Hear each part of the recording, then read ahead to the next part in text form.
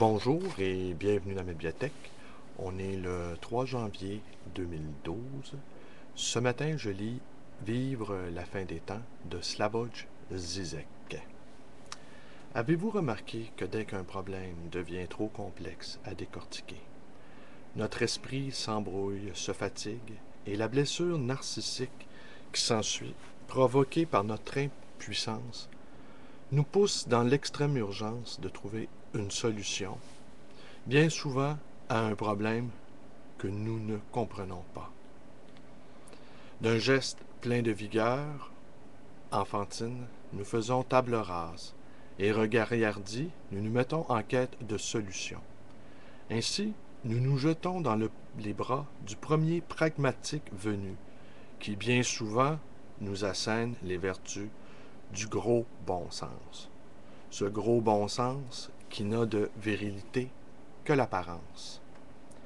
C'est ainsi qu'un philosophe tel que Žižek fatigue notre esprit, car il ne propose pas une vision du monde apaisée, mais plutôt une remise en cause de nos présupposés idéologiques qui sont, comme nous préférons ne pas le savoir, inextricablement liés à notre propre inconscient. Il nous faudrait donc réfléchir ce à quoi nous sommes prêts à croire. La tâche est éreintante, car elle nous oblige à la fois à réfléchir sur le monde et à réfléchir sur nous-mêmes et à réfléchir sur des choses que nous ne savons même pas sur nous-mêmes. Chacun le sait bien, l'année 2012 sera une année apocalyptique, c'est-à-dire une année pleine de révélations, ponctuée d'insights et ponctuée d'insights sur soi-même.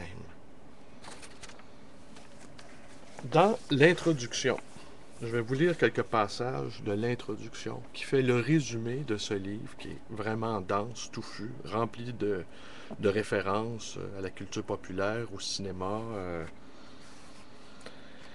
dont un des ouvrages de Žižek s'appelle Lacan à Hollywood, qui est un titre absolument merveilleux. Alors donc, je vous lis quelques passages. Le postulant sous-tendant le présent livre est simple. Le système capitaliste global approche un point zéro apocalyptique.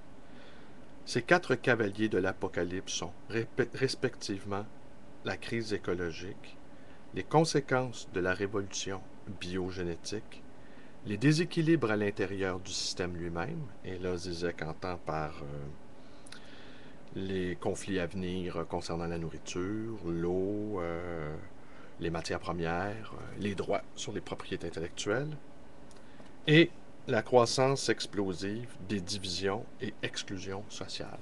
On a pu entrevoir avec les divers mouvements de Occupons Wall Street. Bien que foisonnent ces signes de grand désordre sous le ciel, la vérité blesse, et nous cherchons désespérément à nous y dérober. Pour expliquer comment, recourons au service d'un guide inattendu, Elisabeth Kübler-Ross.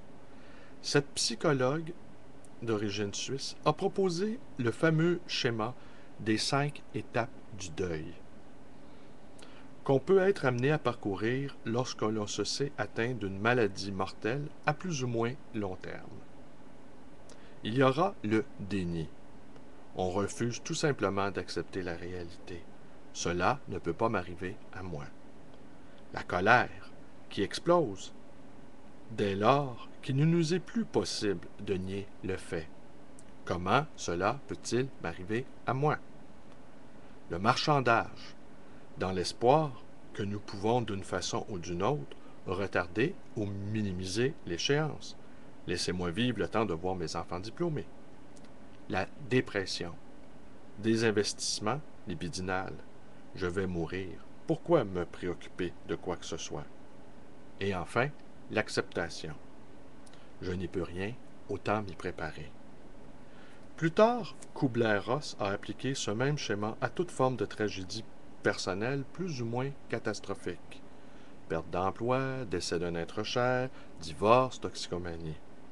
non sans souligner que les étapes en question ne se présentaient pas nécessairement dans cet ordre, pas plus qu'elles n'étaient vécues, toutes les 5, par chaque patient. On pourra observer que dans notre société, on risque de voir ces 5 étapes-là s'enchevêtrer. On peut retrouver ces 5 modes réactifs dans la façon dont notre conscience sociale tente de composer avec l'apocalypse à venir. La première réaction relève du déni idéologique. Il n'y a nul péril en la demeure. La deuxième est illustrée par les explosions de colère face aux injustices du nouvel ordre mondial. La troisième donne lieu à des tentatives de marchandage. Si nous changions certaines choses ici et là, il se pourrait que la vie continue comme avant. Le marchandage ayant échoué, des pressions et replis sur soi s'instaurent. Finalement, après être passé par ce point zéro, le sujet cesse de percevoir la situation comme une menace. Au contraire, il y décerne l'occasion d'un nouveau commencement. Ou bien, à l'instar de Mao Tse-tung, il se dit « Tout se trouve en grand désordre sous le ciel, la situation est excellente. »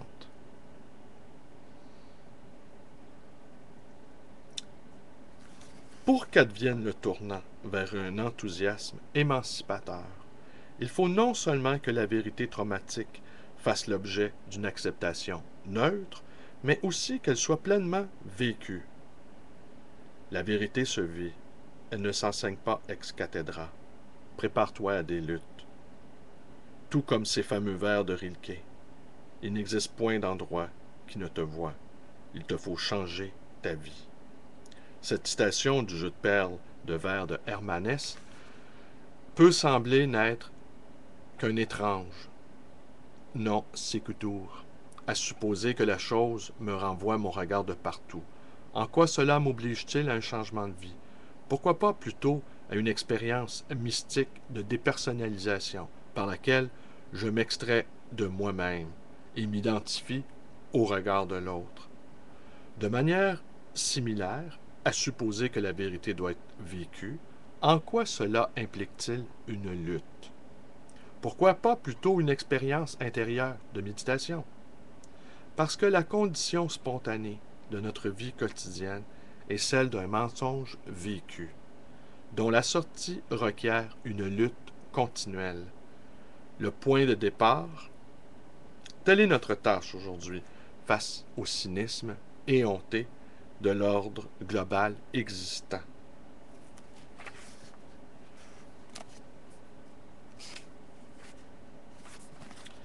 Le présent ouvrage est donc un livre de lutte, suivant la définition étonnamment pertinente que donne Paul de ce mot.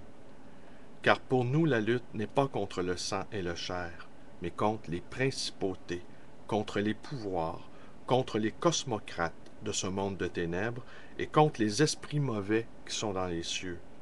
Ou, si l'on traduit dans le langage d'aujourd'hui, pour nous, la lutte n'est pas contre tel ou tel individu corrompu, mais contre ceux au pouvoir, contre leur autorité, contre l'ordre global et la mystification idéologique qui étaye celui-ci.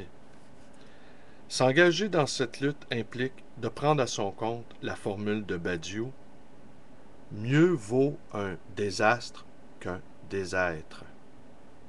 Mieux vaut courir le risque et s'engager dans la fidélité à un événement vérité, même si cela finit en catastrophe, que de végéter en mode survie. Avec le dernier iPad, par exemple. Même si cela finit en catastrophe, que de végéter en mode survie. La survie, utilitaro-hédoniste, si pauvre en événements, il ne se passe rien, ma vie est plate, inutile, de ce que Nietzsche a appelé le dernier homme. Ce que Badiou rejette est donc l'idéologie libérale de la victimisation. Ah, pauvre, pauvre de moi, laquelle réduit la politique à un programme d'évitement du pire, tant que je reste vivant pour écouter Occupation double. Au renoncement à tout projet positif, tout le monde est des salauds, et à la poursuite de l'opinion la moins mauvaise. Et encore, est-ce sans compter que, comme Arthur Feldman, un écrivain juif viennois, l'a amèrement noté, notre survie se paie généralement au prix de notre vie. Notre survie se paie généralement au prix de notre vie. Bonne journée.